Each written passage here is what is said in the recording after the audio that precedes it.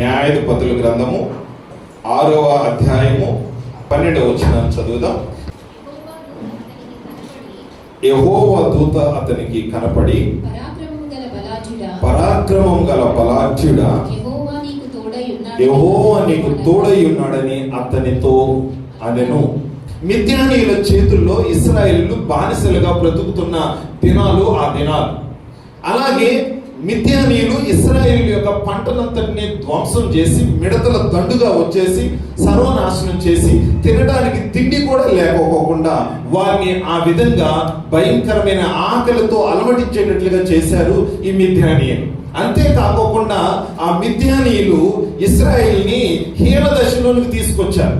వాళ్ళని బాగా అనగదొరుకుతూ బలహీనులుగా చేస్తూ వాళ్ళ దగ్గర ఏ విధమైనటువంటి పరిస్థితి లేకపోకుండా వాళ్ళని భయంకరంగా చిత్రహింసలు చేస్తున్నటువంటి హీన దశలోనికి వారు వచ్చారు. అలాంటి పరిస్థితుల్లో వారు ఆ యొక్క దశలో దుఃఖములో వేదనలో ఉన్నప్పుడు దేవుడు ఇశ్రాయేలుని మిద్యాని చేతుల్లో నుంచి విడిపించాలనుకున్నాడు. అలా విడిపించాలి అని అనుకున్నప్పుడు దేవునికి ఒకటి కావాలి, ఆయన చేతుల్లో ఎవరైనా కావాలి వాడబడటానికి. ఆయన యొక్క చేతుల్లో ఒక పాత్ర కావాలంటే ఆయన చేయాలంటే ఏమన్నా చేయొచ్చని.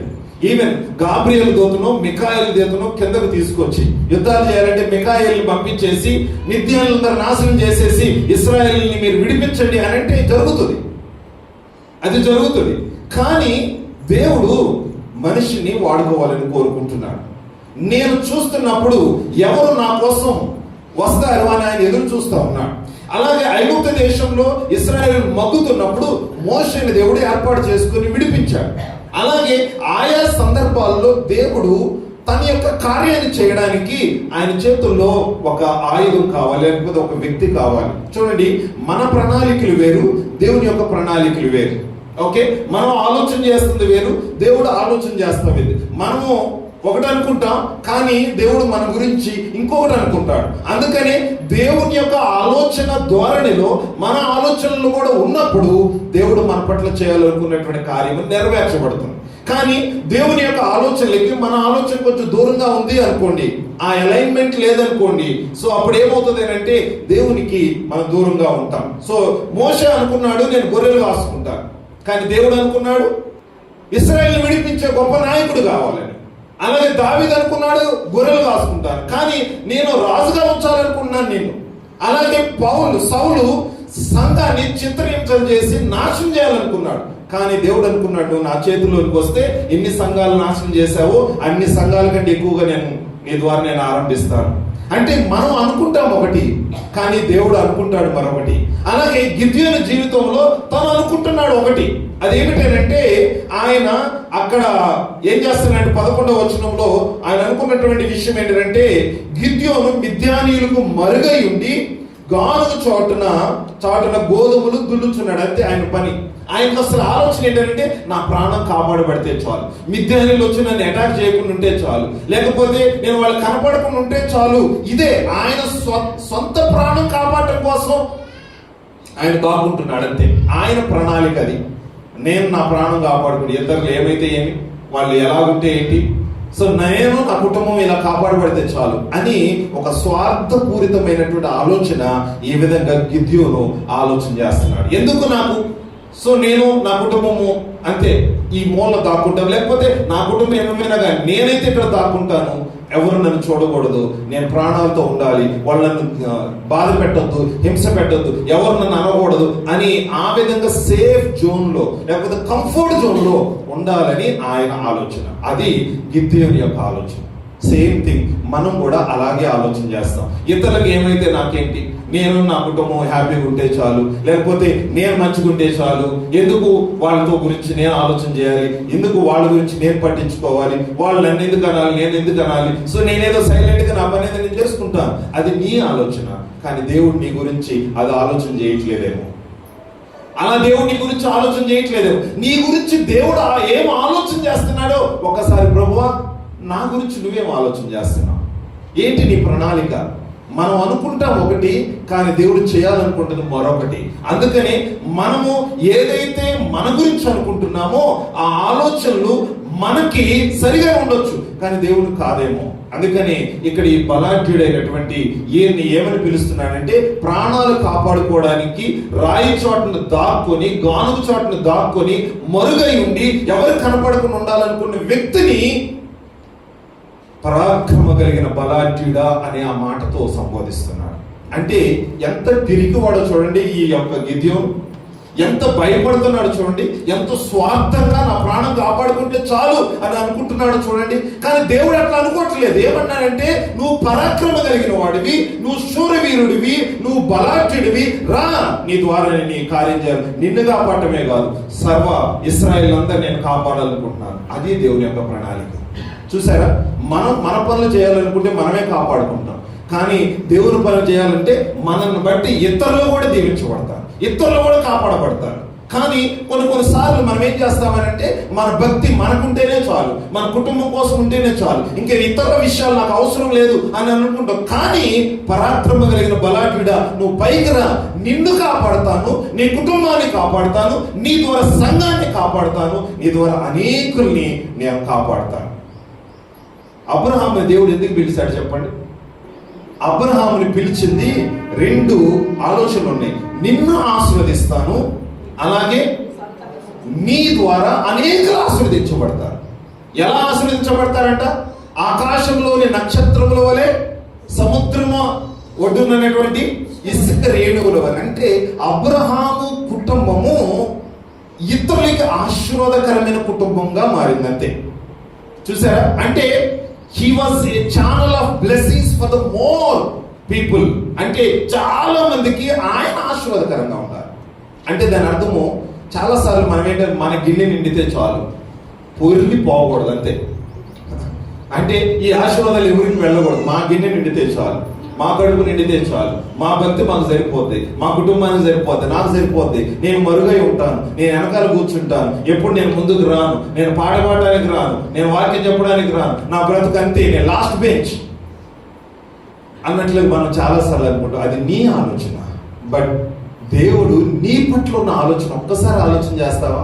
దేవుడు ఇక్కడ పరాక్రమ బలాఢ్యుడా అని పిలుస్తున్నాడు అని అంటే, ఒక పిరికివాడిని పిలుస్తున్నాడు, ఒక స్వార్థపరుని పిలుస్తున్నాడు, అంతేకాకుండా శక్తి లేని వాడిని పిలుస్తున్నాడు, ఒక దాసునిగా బానిసగా ఉన్నటువంటి వాడిని పిలుస్తున్నాడు. అంటే దేవుడు పిలుస్తున్నాడు అని అంటే వాళ్ళకి ఏ యోగ్యతలు అవసరం లేదు, ఏ అర్హతలు అవసరం లేదు. నేను 10వ తరగతి చదివానా, నాకు బైబిల్ చదవటం వచ్చా రాదా, నాకు పాటలు వచ్చా రాదా, లేకపోతే నేను ఒక మంచి కుటుంబాన్ని నుంచి వచ్చానా, లేకపోతే నాకేమైనా యోగ్యతలు, దట్ డజంట్ మ్యాటర్. అసలు దేవుని దృష్టికి పనికే రాదు. కావాల్సింది ఏంటంటే, దేవుడు పిలిస్తే ఎస్ నేనున్నాను ప్రభువా, నేనేం చేయాలి ప్రభువా అని ఆయనకి అవైలబుల్గా ఉంటే చాలు, ఆయన చేతుల్లో నువ్వు వస్తే చాలు, ఆయన మాట వింటే చాలు, అంతే. నువ్వేమీ అవసరం లేదు. దేవుడు సీమోన్ పేతురుని అడిగాడు, పేతురు నన్ను ప్రేమిస్తున్నావా అని. ఎన్నిసార్లు అడిగాడు?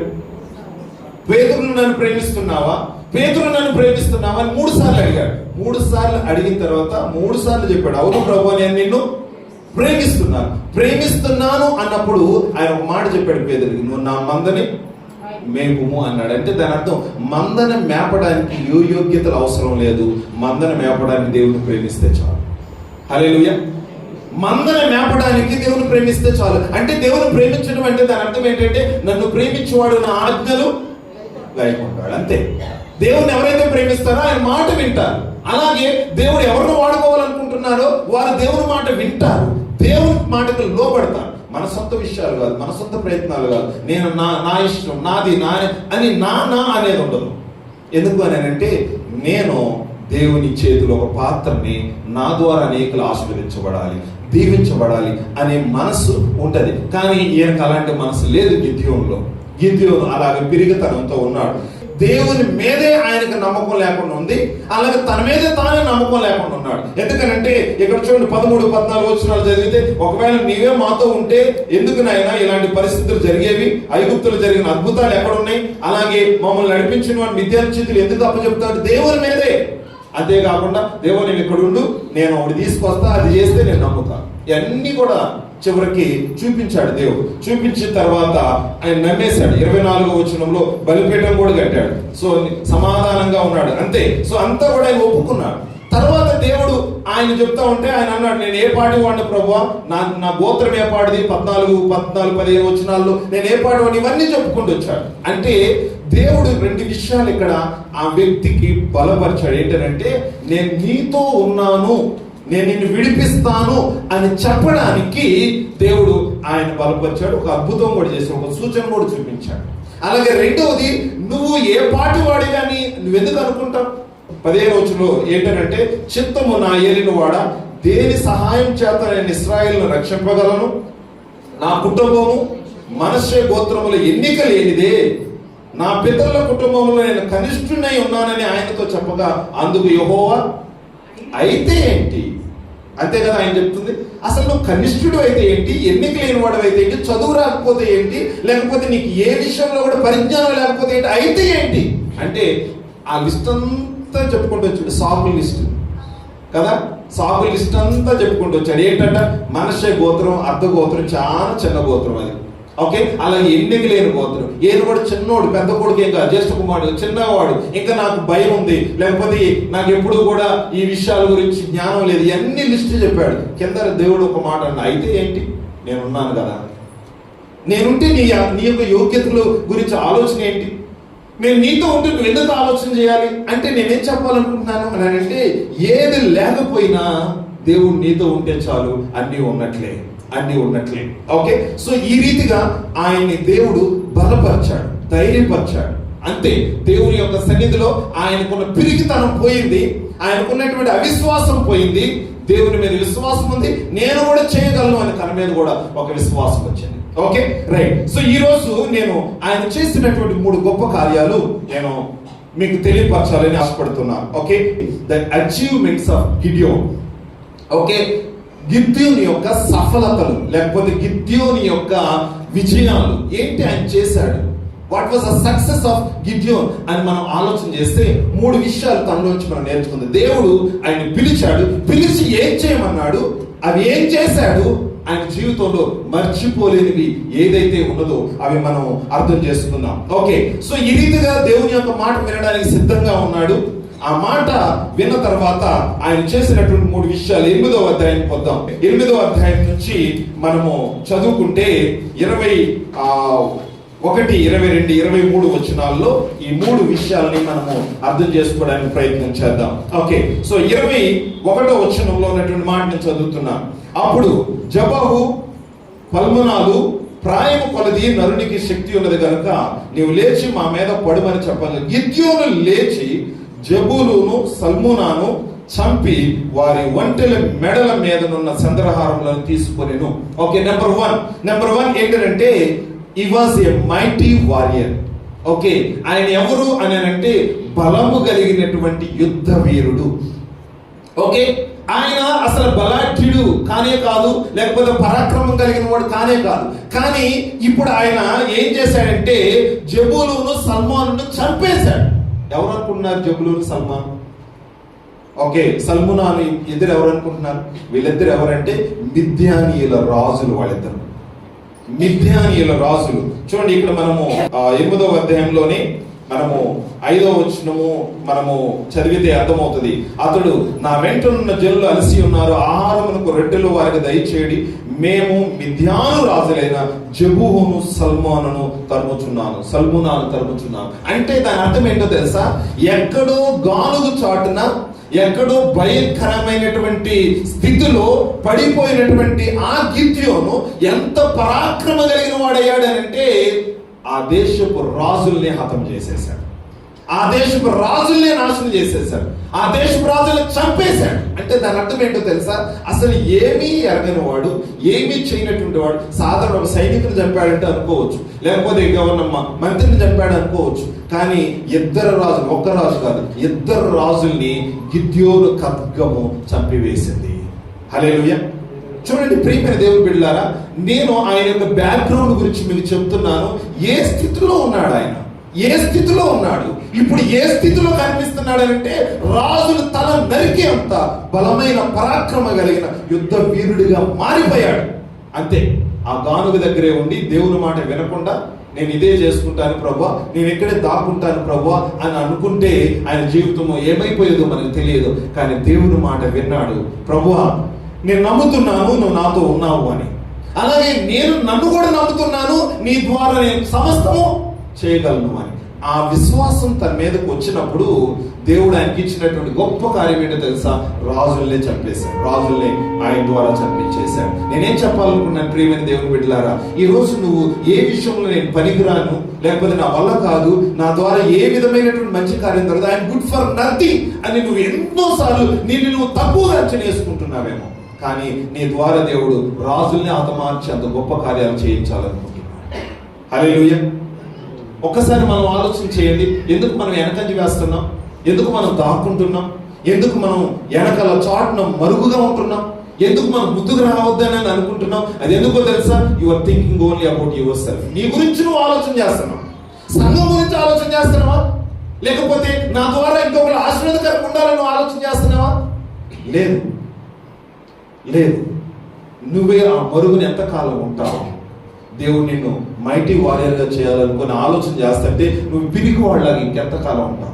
దేవుని వాక్యం రెండు మాటలు చెప్తాను. ఏంటంటే దేవుడు మనకి పిరిగితనం కలిగిన ఆత్మను ఏమిచ్చాడు? మనకి ఏమిచ్చాడంట? మనకి ధైర్యం ఇచ్చే ఆత్మ ఇచ్చాడు, అంతే. ఫిలిప్పీయులకు రాసిన పత్రిక 4:13 నేనేం చేయలేను, నా వల్ల ఏం కాదు, కానీ నన్ను బలపరచు వాని ద్వారా నేను సమస్తం చేయగలను. ఇది మనల్ని బలపరిచేది. దేవుడు నాకు పిరిగితనం కలిగిన ఆత్మని ఇవ్వలేదు. ఎప్పుడు దాక్కోవడానికో లేకపోతే వెనక ఎక్కడో మరుగున ఉండడానికో నేను పిరిగివాడినా? నేను దేవుడు నాతో ఉన్నాడు. నేను వాళ్ళ గురించి ఎందుకు భయపడాలి? వాళ్ళు ఏమనుకుంటారని ఎందుకు భయపడాలి? వాళ్ళ మనసుల గురించి నేను ఎందుకు ఆలోచన చేయాలి? ఏమో నేను చేస్తుంది దేవుని పని కాబట్టి నా మీద బురద చల్లినా పర్వాలేదు, లేకపోతే నన్ను వాళ్ళు నోటికి వచ్చినంత అన్నా పర్వాలేదు. ఎందుకు అని అంటే నేను తప్పు చేయట్లేదు, నేను ఏ విషయంలో కూడా ఎవరికి హాని చేయట్లేదు. నా మనస్సాక్షికి నాకు తెలుసు, దేవునికి తెలుసు. నేను దేవుని పని చేయడానికి వెళ్ళినప్పుడు ఎంతో మంది కొడుతున్నారు, తిడుతున్నారు, హింసిస్తున్నారు, రాళ్లతో కొడుతున్నారు, చర్చలు పగలు కొడుతున్నారు, ఏమైనా చేస్తున్నారు. అయినా కానీ నేను దేవుని కోసమే నిలబడతాను. ఆలోచన చేయండి, ఎందుకు మరుగుగా ఉంటున్నావు? గిద్యోను లాగా దేవుడు నిన్ను మైటీ వారియర్గా వాడుకోవాలనుకుంటున్నాడు. నిన్ను అనేకులకు ఆశీర్వాదకరంగా వాడుకోనుకున్నాడు. అపవాది బంధకాల్లో చిక్కుకున్నటువంటి వారందరినీ విడిపించడానికి ఎవరైతే రాజులై ఉన్నారో వాళ్ళ తలని నరికి వేసి బంధకాల్లో ఉన్న వారిని విడిపించాలి నీ ద్వారానే. గిద్యోను పిరికివాడా, స్వార్థపూరుడా, దాక్కునేవాడా, నీ ద్వారానే దేవుడు ఈ సంఘాన్ని ఆశీర్వదించాలనుకుంటున్నాడు. నీ ద్వారా నీ కుటుంబాన్ని ఆశీర్వదించాలి, నీ ద్వారా నీ బంధువులను ఆశీర్వదించాలి. కానీ మరుగుగా ఉండాలనుకుంటున్నావా? నీ ద్వారా అపవాది కార్యాలన్నీ దేవుడు లైవ్ చేయాలనుకుంటున్నాడు. అంధకార శక్తులని లైవ్ చేయాలనుకుంటున్నాడు. నీ కొరకు దేవుడు ఒక ప్రణాళిక ఏర్పాటు చేశాడు. ఆ ప్రణాళికలోనికి రాకుండా ఎందుకు పక్క దొరుకుతున్నావు? దేవుడు ఎంత ప్రణాళిక గిద్యోను పట్ల ఉన్నాడు అంటే, అసలు ఈ శత్రువులు 40 సంవత్సరాలు, ఈ ఇద్దరు రాజులు 40 సంవత్సరాలు వీళ్ళు ఎంతగానో భయంకరమైన క్రూరమైనటువంటి హింస చేశారు. ఇంత భయంకరమైనటువంటి హింస పడినటువంటి ఈ యొక్క ఇశ్రాయేలీలు గిద్యోను నిలబడటం ద్వారా వాళ్ళు అక్కడికక్కడ విడిపించబడ్డారు. ఆయన ఒక్కసారి ఇంకో పక్కన ఆలోచన చేయండి. గిద్యోనే ఆ సమయంలో రెడీగా లేకపోయి ఉన్నట్లయితే ఇశ్రాయేలీలు ఏమయ్యేవాళ్ళు? ఇంకా ఉండేవాళ్ళే కదా బంధకాలంలోనే, అవునా కాదా? ఇంకా బంధకాల్లో ఉండేవాళ్ళు. నేను రాను ప్రభా, నా వల్ల కాదు ప్రభా అని అలాగే బంధకాల్లోనే ఉండేవాళ్ళు. అంటే దాని అర్థం ఏంటో తెలుసా? నువ్వు సిద్ధపాటు లేకపోవడం సంఘానికి అది దుఃఖాన్ని, బాధని కలగజేస్తున్నాడు. సంఘ అభివృద్ధికి నువ్వు ముందుకు రాకపోవడం కారణం సంఘం జరగవలసిన అభివృద్ధి ఆగిపోవడానికి కారణంగా ఉంటుంది. నేనేం చెప్పాలనుకున్నానంటే, ప్రియమైనటువంటి దేవుని బిడ్డలారా, పరాక్రమ కలిగిన బలాఢ్యుడా నిన్ను పిలుస్తున్నాడు దేవుడు. నీలో పరాక్రమం లేదు, అది నీకు తెలుసు, అది దేవుడికి తెలుసు. కానీ ఆయన నిన్ను ఏర్పాటు చేసుకొని ఆ పరాక్రమాన్ని నీలో నింపాలని, ఆ ధైర్యాన్ని నీలో నింపాలని, నిన్ను బలమైన సాధనంగా వాడుకోవాలని. ఏ శత్రువులైతే ఎదురుగా ఇశ్రాయేలుకి నిలబడ్డారో వాళ్ళని తెగ నరికేయాలని దేవుడు కోరుకుంటున్నాడు. సో అందుకని ఒక్కసారి మనం ఆలోచన చేయండి. వీఆర్ మైటీ వారియర్స్, గొప్ప యుద్ధ శూరులం మనం కదా, రైట్? పక్కన ఉన్న వాళ్ళ మీద చేయి వేసి నువ్వు గొప్ప యుద్ధ శూరుడు అని చెప్పండి. పక్కన వాళ్ళు గట్టిగా.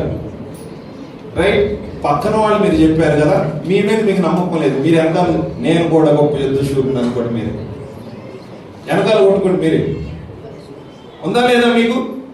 ఇంకా గిద్యోను లాగా అక్కడే మరుగులు ఉంటారా, లేకపోతే అపవాది అంధకార శక్తిని లయం చేయడానికి ఖడ్గం పట్టుకొని తలలు నరిగేయడానికి సిద్ధంగా ఉంటారా?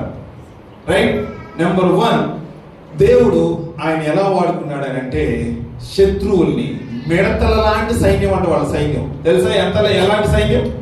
మిడతల లాంటి సైన్యాన్ని నాశనం చేశారంటే చూడండి, ఇక్కడ చూడండి 7వ అధ్యాయంలోకి వస్తే 7వ అధ్యాయం 12వ వచనం, మిద్యానీయులను అమాలేకీయులను తూర్పు వారును లెక్కకు మిడతల వలె ఆ మైదానంలో పరుండి ఉండేది. వారి ఒంటెలు సముద్ర తీరమందున్న ఇసుక రేణువుల వలె లెక్కలేనివై ఉన్నాయి. అసలు చూడండి, అదేమో కంటికి కనిపించినంత ఈ ఒంటెలు కనపడుతున్నాయి, సైన్యం అంటే మిడతల దండిగా కనిపిస్తుంది. లెక్కల్లో 1,32,000 మంది సైన్యం అంట. ఓకే, ఇంత గొప్ప సైన్యం. కానీ వీళ్ళెంతమంది తెలుసా? వీళ్ళెంతమంది? 300 మంది. 7వ అధ్యాయంలో మనం చదువుకుంటూ వెళ్తే 300 మందితో, 8వ వచనంలో 300 మందితో దేవుడు 1,32,000 మందిని నాశనం చేశాడు. One thing just I want to tell you, ఒకసారి అసలు గిద్యోను దేవుడు ఎందుకు ఏర్పాటు చేసుకున్నాడో తెలుసా? ఎందుకు ఏర్పాటు చేసుకున్నాడో తెలుసా? అల్పుడైనటువంటి వాడిని నేను ఎలా వాడుకుంటానో మీ అందరికీ చూపిస్తాను రండి అని చెప్పడానికి. అసాధ్యమైనటువంటి వ్యక్తిని నేను ఎలా సాధ్యపరుస్తానో చూపిస్తాను రండి అని చెప్పడానికి దేవుడు అలాంటి అల్పులను వాడుకుంటాడు. ఇప్పుడు గొల్లియాతు లాంటి వాళ్ళని వాడుకున్నాడు, గొల్లియాతు కాబట్టి చేశాడు అంతే. కానీ ఈ పిరికి వాళ్ళని కూడా దేవుడు ఎట్లా వాడుకున్నాడు అని అంటే అదే గొప్పతనం, అదే గొప్పతనం. అంతేకాకుండా ఇక్కడ 7వ అధ్యాయంలో యుద్ధానికి వెళ్ళేటప్పుడు చాలా మంది, వేల మంది గిద్యోను ఏర్పాటు చేసుకున్నాడు. ఎంతమందిని దేవుడు ఒక్కొక్కరిని తరిగించుకుంటూ వచ్చి ఎంతమంది వరకు వస్తే చాలు అనుకున్నాడు? 300 మందికి వచ్చారు. అయ్యా, వాళ్ళు మిడతల దండులాగా ఉన్నారు, వాళ్ళు ఒంటలేమో మొత్తం ఇసుక రేణువులాగా ఉన్నాయి, వాళ్ళందరూ ఓడించడానికి 300 మంది చాలు. దేవుడు చెప్పాడు, ఏమన్నాడు? చాలు, నేనున్నాను కదా అని. అలాంటి వారందరినీ గిద్యోను ఓడించాడు, వాళ్ళ యొక్క రాజుల యొక్క తల నరికించి వేశాడు. Mighty warrior. ఎంత గొప్ప కార్యం చేశాడు చూడండి దేవుడు తన ద్వారా.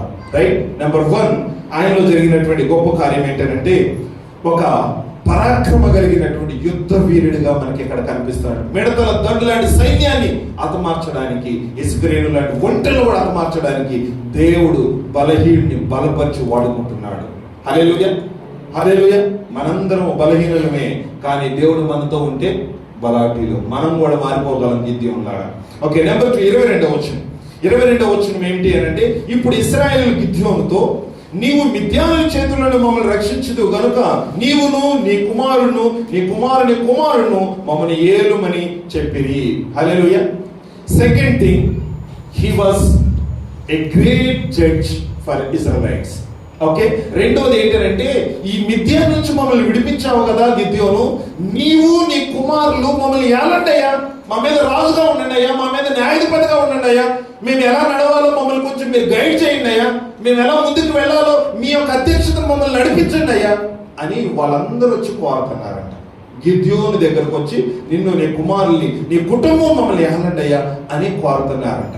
అంటే నేనేం చెప్పాలనుకుంటున్నానంటే, ఇక్కడ ఈయన ఒక మంచి నాయకుడిగా ఇక్కడ ఎన్నిక చేయబడ్డాడు. He was the 5th judge of Israelites. ఆయన 5వ న్యాయాధిపతి. ఇశ్రాయేలుకి అంత ముందు ఉన్న న్యాయాధిపతుల తర్వాత ఈయన ఒక 5వ న్యాయాధిపతి. ఈ న్యాయాధిపతి ఏంటంటే న్యాయం చేసేవాడు. ఎక్కడ ఇశ్రాయేల్లో సమస్యలు, కష్టాలు ఏమైనా ఉంటే, లేకపోతే వారి మధ్యలో ఏదైనా తగాదాలు ఉంటే, ఇబ్బందులు ఏమైనా ఉంటే, సో ఇప్పుడు వాళ్ళందరి మీద ఒక ఏలికగా, లేకపోతే ఒక న్యాయాధిపతిగా, ఒక రాజుగా వీళ్ళందరినీ పరిపాలించే స్థితిలోనికి ఆయన ఎదిగాడు. అంటే he was not only mighty warrior, but he was a great judge. Okay, ఒక గొప్ప న్యాయాధిపతిగా ఆయన్ని దేవుడు నిలబెట్టాడు. ఒకసారి ఆలోచన చేయండి, ఆయన స్థితి ఎలాంటిది? దాక్కునేవాడు, మరుగు నుండేవాడు, ఇప్పుడు అందరికీ కనపడడానికి సింహాసనం మీద కూర్చోబెట్టాడు దేవుడు. ఒక న్యాయాధిపతిగా దేవుడు నిలబెట్టాడు, ఒక లీడర్గా నిలబెట్టాడు, ఒక నైపుణ్యత కలిగినటువంటి వ్యక్తిగా దేవుడు నన్ను నిలబెట్టాడు. గమనించండి, నేను ఇక్కడ ఇదే చెప్పాలనుకుంటున్నాను. ఏంటంటే, మరుగున పడితే నువ్వు న్యాయాధిపతిగా ఉండలేవు, మరుగునే జీవిస్తూ ఉంటే దేవుడు అనుకున్న ప్రణాళిక నువ్వు నెరవేర్చలేవు. నువ్వు వెనక్కనే దాక్కుంటూ ఉంటే అనేకులకి న్యాయం చేయాలి నువ్వు. ఎక్కడ సమస్యలు ఉన్నాయో ఆ సమస్యలు నువ్వు తీర్చాలి. ఎక్కడ గొడవలు ఉన్నాయో తీర్చాలి. 12 గోత్రాల వాళ్ళు ఒకళ్ళకొకళ్ళు సివిల్ వాళ్ళకోసారి అవుతూ ఉంటది. లోపల వాళ్ళకి పడదు. అలాంటప్పుడు నువ్వు వెళ్ళి వాళ్ళకి న్యాయం తీర్చాలి. నీవు గిద్యోను మాకు కావాలి అని గిద్యోను కోరుతా ఉంటే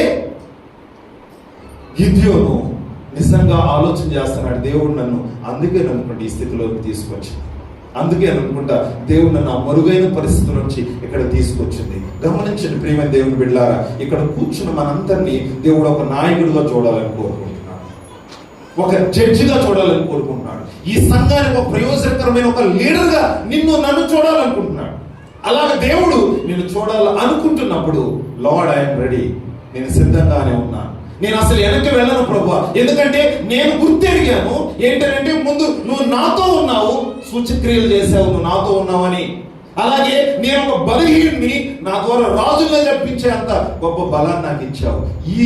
ఈ యొక్క బలాన్ని నీవిచ్చినటువంటి అభిషేకాన్ని నేను ఇశ్రాయేలు యొక్క ఆశీర్వాదం కోసం వాడబడతా.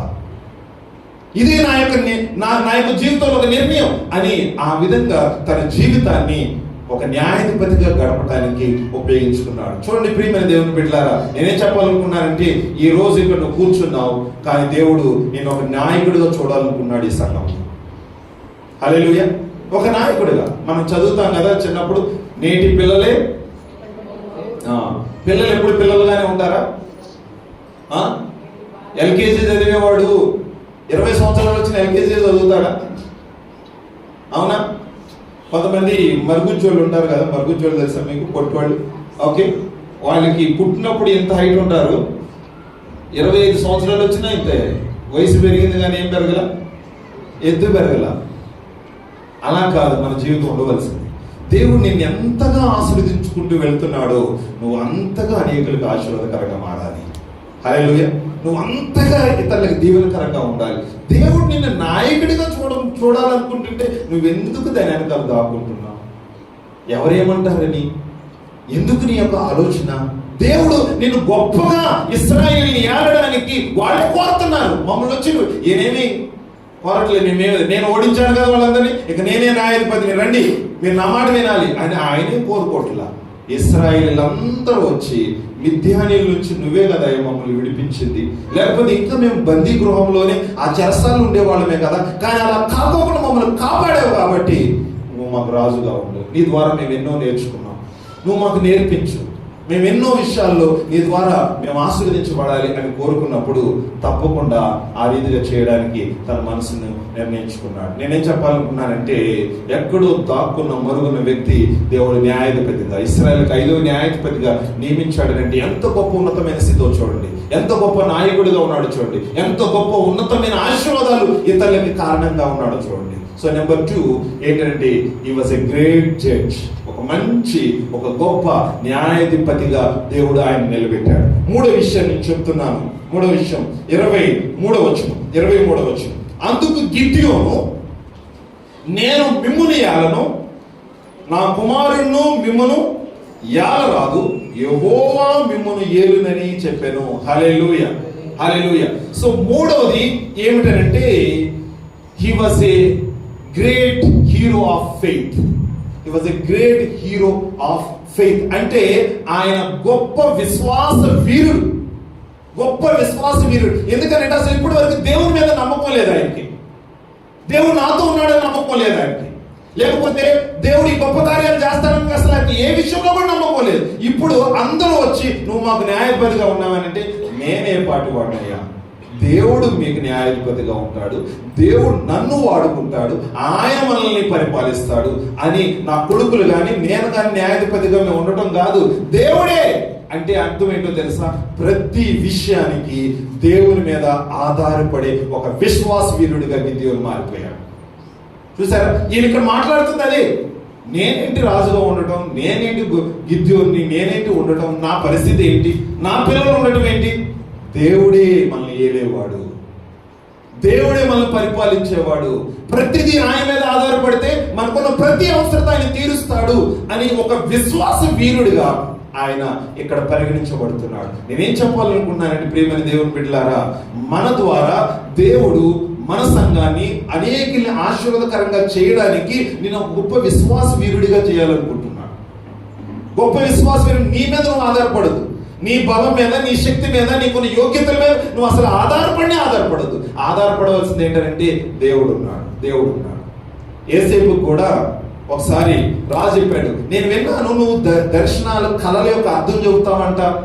దానియేలు కూడా అడుగుతాడు, నువ్వు దర్శనాలు కళలో అర్థం చెప్తావంట అని అంటే ఆయన ఏమంటారు, మేం కాదు, ఎవరు చెప్పేది?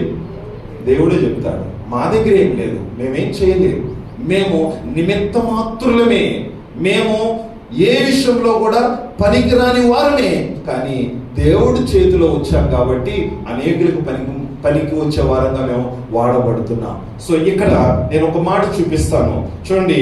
ఆయన విశ్వాస వీరుడు అనడానికి హెబ్రీయులకు రాసిన పత్రిక 11వ అధ్యాయము 32-33 వచనాల్లో ఆయన యొక్క గొప్పతనాన్ని ఇక్కడ మనం చదువుతాం. 32-33 వచనాలు మనందరికీ తెలుసు. ఈ యొక్క 11వ అధ్యాయం హెబ్రీయులకు రాసిన ప్రజలందరూ విశ్వాస హీరోలే ఉన్నారు, వీరులే ఉన్నారు. వాళ్ళల్లో ఈయన పేరు కూడా రాయబడింది, ఎక్కడో గానుగు చాటున దాక్కునేవాడు. చూడండి ఇక్కడ చూద్దాము.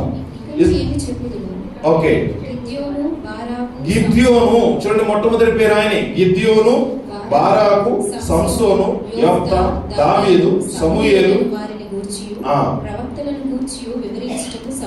చాలదు, వారు విశ్వాసము ద్వారా రాజ్యములను జయించిరి, నీతి కార్యములను జరిగించిరి, వాగ్దానములను పొందిరి, సింహముల నోళ్లను మోసిరి. చూసారా, దావీదు లాంటి గొప్ప వ్యక్తుల యొక్క సరసన ఆయన పేరు చేర్చారు. చూడండి, సమూయేలు లాంటి ప్రవక్త పక్కన ఆయన పేరు రాశారు. ఆయన అంటే ఎంత గొప్ప విశ్వాస వీరుడయ్యాడో చూడండి గిద్యోను. అంటే దేన్ని నమ్మనవాడు, ప్రతి విషయంలో డౌట్ పడేవాడు, ఆయన మీద ఆయనకి నమ్మకం లేదు, రెండో పక్కన దేవుని మీద నమ్మకం లేనటువంటి వాడు ఇప్పుడు ఏమన్నాడంటే, నేను కాదు న్యాయాధిపతిని, యెహోవాయే మన న్యాయాధిపతి, యెహోవాయే మనల్ని పరిపాలిస్తాడు, యెహోవాయే మనల్ని రాజ్యం చేస్తాడు అని దేవుని సన్నిధిలో అంత విశ్వాసం దేవుని మీద ఉంచాడు. ఇప్పుడు ఏదొచ్చినా విద్యార్థులు వస్తున్నారా లేకపోతే శత్రువులు వస్తున్నా, డోంట్ వరీ, దేవుడు ఉన్నాడు కదా, ఆయన చూసుకుంటాడు.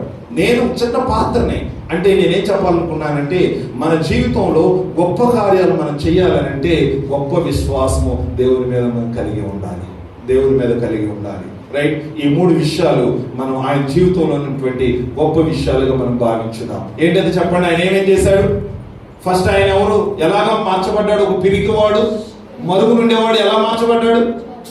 ఒక గొప్ప యుద్ధ వీరుడిగా మార్చబడ్డాడు. శత్రువుల్ని సైతం, మిడతల దండ లాంటి సైన్యం సమస్తాన్ని నాశనం చేసినటువంటి ఒక ఏకైకటువంటి గిద్యోను ఖడ్గము అక్కడ ఉపయోగపడింది. అంత గొప్పగా ఆయన ఆశీర్వదించబడ్డాడు. రెండవది ఆయన ఒక గొప్ప న్యాయాధిపతిగా, ఒక నాయకుడిగా, సమస్యలన్నీ తీర్చేవాడుగా, ప్రతి ఒక్కరి ఇబ్బందులను అర్థం చేసుకునేవాడుగా, ప్రతి ఒక్క ఆకలి తీర్చేవాడుగా, ప్రతి పరిస్థితుల్లో ఆయన ఒక మంచి న్యాయాధిపతిగా, ఒక నాయకుడిగా ఇశ్రాయేలుకి నిలిచిపోయాడు. అంతే, అంత గొప్ప కార్యాలు చేశాడు గిద్యోను. చాలా గొప్ప కార్యాలు ఆ యొక్క ఇశ్రాయేలుకి అందరికీ చేశాడు. ఎందుకంటే న్యాయాధిపతిగా ఉన్నాడు కాబట్టి, ఒక న్యాయం చేసే స్థలంలో ఆయన ఉన్నాడు కాబట్టి. అలాగే మూడవది ఏం చేశాడు? ఆయన గొప్ప విశ్వాస వీరుడు. అంతే, ఇక ఆయన మీద ఏం ఆధారపడలేదు. నేను బలహీన నాకు తెలుసు, కానీ నాతో ఉన్నవాడు బలహీనుడు కాదు కదా. One who is in you is greater than one who is in the world. నీలో ఉన్నవాడు లోకంలో ఉన్నవానికంటే గొప్పవాడు. ఆయన నాతో ఉంటే ఆయన రాజ్యం చేసేది, ఆయన జ్ఞానం ఇచ్చేది, ఆయన మనల్ని కాపాడేది, ఆయన యుద్ధాలు చేసేది, యుద్ధం యెహోవాది, ఆయనే కార్యాలు చేసేది. నేను కాదు, నా కొడుకులు కాదు అని దేవుని మీద ఆధారపడ్డాడు.